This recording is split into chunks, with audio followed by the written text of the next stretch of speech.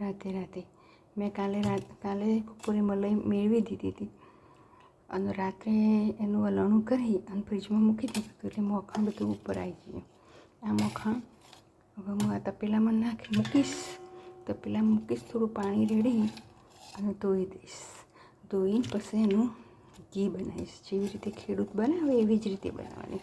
ઘણા લોકો મલાઈને શેકી કાઢો, ઘણા લોકો પનીર કરી કાઢો, એવી રીતે નહીં કરવાનું.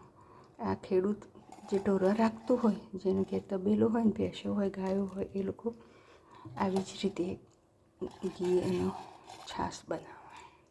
એટલે આવી રીતે જ બનાવવાનું. શેકીને મલાઈ શેકીને કે પનીર કરીને નહીં બનાવવાનું.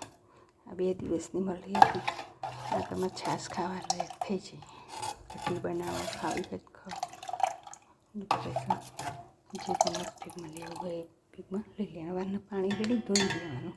એટલે અંદરની જે છાશ છે એ બધી છાશ નીકળી જશે અને મખણ એકદમ ચોખ્ખું થઈ જશે. પછી ઘી બનાવવાનું, એટલે ઘી બગડતું નથી.